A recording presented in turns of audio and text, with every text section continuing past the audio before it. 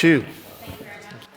And I rise to speak on the Terrorism, Community Protection and Control of Weapons Amendment Bill 2024. And from the outset, can I thank my colleague, the member for Caulfield, for the mountain of work he has done to ensure his colleagues in the opposition are well briefed on this piece of legislation.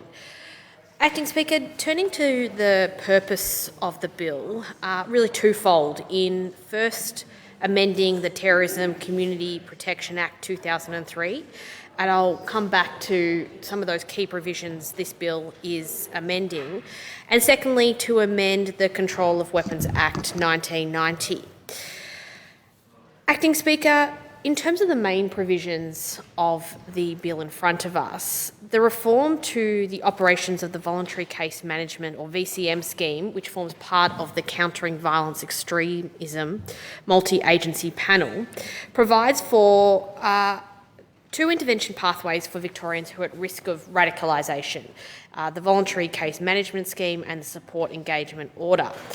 And the current eligibility criteria for the VCM scheme excludes some individuals who may benefit from a countering violent extremism intervention.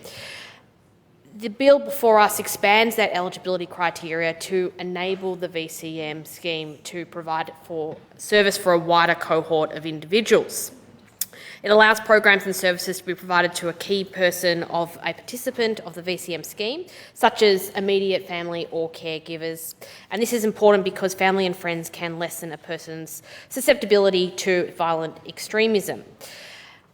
As we've heard in the debate today, Acting Speaker, there is a rising threat level here in Australia. We have certainly seen that, sadly, on the streets here in Melbourne and in other cities around Australia.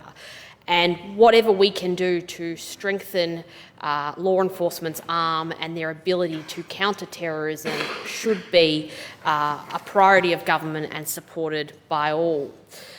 The second part of the bill before us and the main provisions look at reforming the planned and unplanned designated area weapons search scheme to give our police greater flexibility to combat weapons offending when and where there is heightened risk to community safety. And it does this in a number of ways. First, by removing the requirement to publish a notice of a declaration of a planned designated area in daily newspapers and instead requires publication of the notice on the Victorian Police website. Now, this is consistent with what other jurisdictions do and does recognise the shift in technological consumption and media consumption. It also amends the provisions for planned event declarations to provide that each period of an event declaration operates both during the event as well as any time before and after the event, so that the Chief Commissioner considers that reasonable. And currently, event declarations may only operate strictly during the exact timing of that event itself.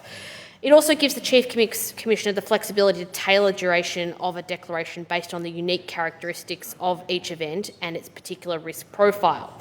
But this may, for example, be if people congregate before an event or linger after an event. It's important that they'll be able to give a much longer and safer environment in relation to the ingress and egress of these events with high attendance numbers. So, Acting Speaker, while the bill and these measures largely represent sensible reform, there is much we could do to empower our policemen and women to tackle criminal activity and threats in this state. And from the Coalition's perspective, the Opposition's perspective, this is largely a missed opportunity by the government to actually empower our law enforcement, our police, to have the powers to deal with what is a rising crime crisis here in Victoria, but also those more broadly, those rising threat levels right across this country that we have seen, sadly, in the streets here in Melbourne. I know, Acting Speaker, the significant organisational turmoil currently facing our police force, with a number of senior members being shown the door by this government in recent weeks. And I particularly note the statement of outgoing Deputy Commissioner Neil Patterson, who made up some very pointed remarks upon his departure, a very unceremonial departure at the hands of this government, throwing that long-serving member of Victoria Police essentially under the bus for their own failures as a government. Now, the former Deputy Commissioner had said, our hardworking police officers have never arrested more people or helped more victims. A very sad reality.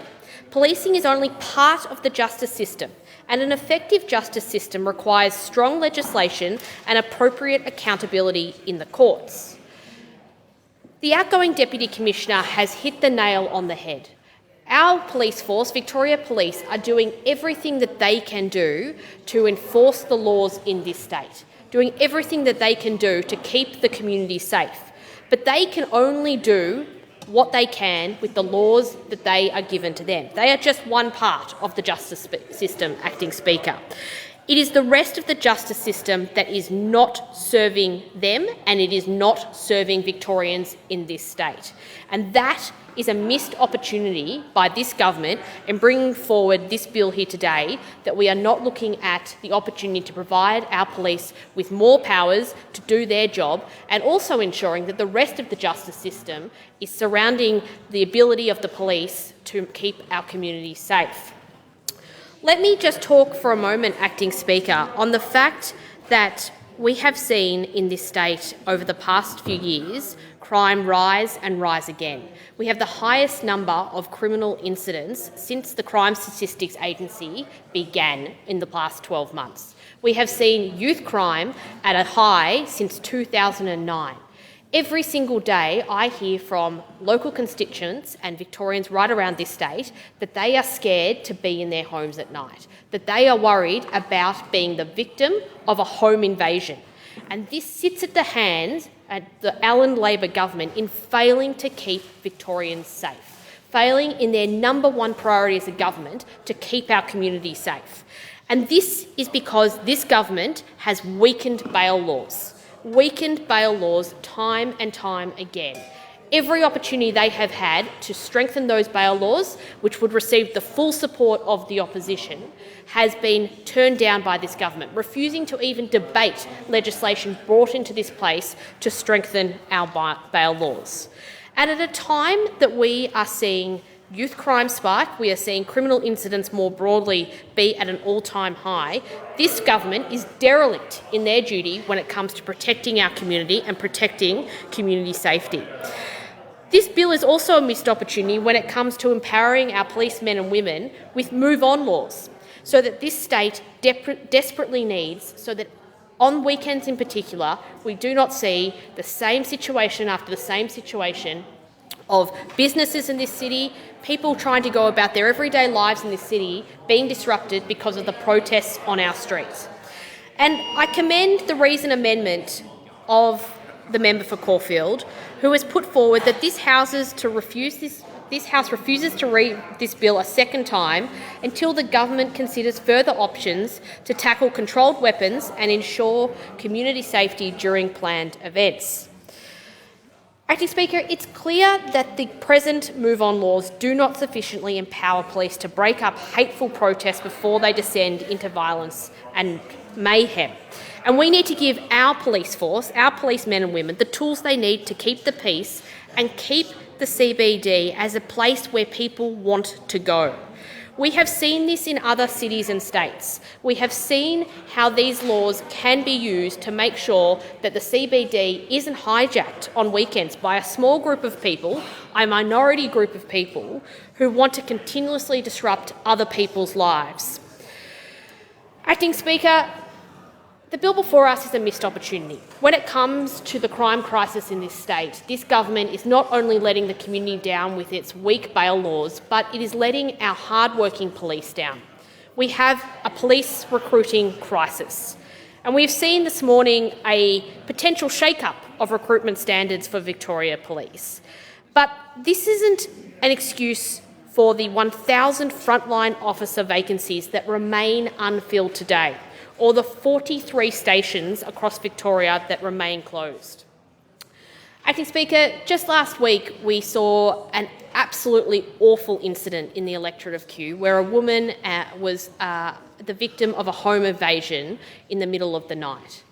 This, unfortunately, is too common an occurrence in this state. Night after night, we are seeing home invasions by repeat offenders because this government refuses to do their job and actually keep Victorians safe.